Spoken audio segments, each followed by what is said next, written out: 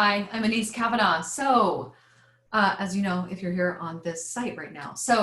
Listen, I just had a really interesting conversation with some program participants from our last book club. We just wrapped up the Contagious Culture Book Club, and we had some really, really good questions coming up. And so they were so good that I didn't want to let them go. And so we stayed on the call afterwards for a while to talk about what's happening in the world right now and the importance of us doing our inner work, the importance of us really doing the deeper work in order to move through this period in time and to come out on the other side as more whole and with full access to ourselves, and also better equipped to lead and support those that we love and lead. So a couple of things that got brought to my attention, I just thought I would just share here, is when we're stressed out or sad or moving really fast or navigating something like what we're navigating right now, a global pandemic, which none of us, by the way, have ever navigated before.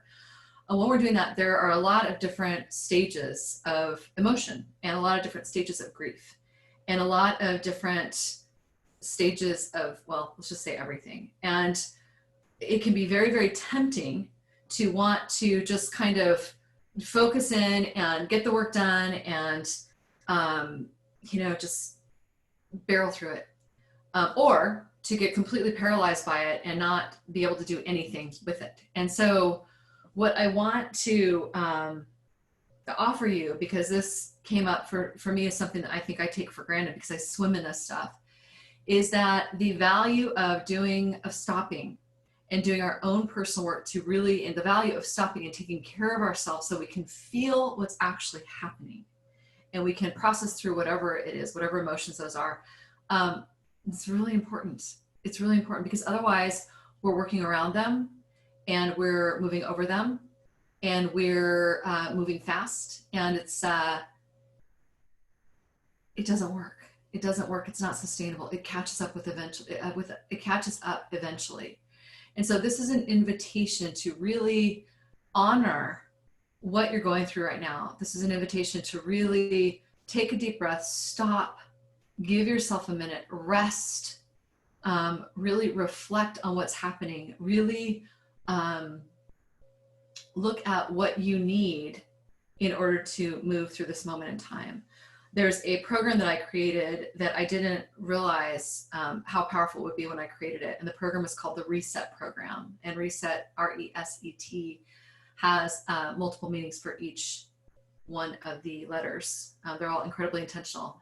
Well, this Reset Program, I created it during the pandemic to help myself reset and to help myself really look at what was happening with my business and my life and my relationships and just the things that I needed to really process and be present with. And I did it for myself, and then I found it really useful. So I built it into a program, and I pulled all of the things that I have found to be really, really helpful for clients and program participants as they navigate their own stages of grief or change or whatever it might be. So I didn't realize how important this program was going to be. I didn't realize how helpful it was going to be to people that were going through their own needs for resets. And I just want to make it known to you and also available to you if you want it. So we have a responsibility as leaders to take care of ourselves. We have responsibility as culture makers to be a part of the culture that we want to create, not to have culture happen out there, not to wait for culture to happen, not to hope that culture works out, but to actively be creating the culture that we want to create.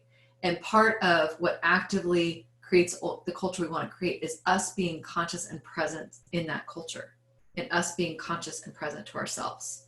So I'll use myself, if I am not conscious and present with myself, if I'm just doing spiritual bypasses around my feelings, if I'm not honoring the changes, if I'm not grieving and mourning the loss of things that are happening or have happened, if I'm not staying connected to me, then there's a way that I'm moving through my life that is going to be a lot harder because I don't have full access to me. I don't have full access to my intuition. I don't have full access to my courage. I don't have full access to my knowledge of myself. I don't have full access to my wisdom because I'm not giving her her space.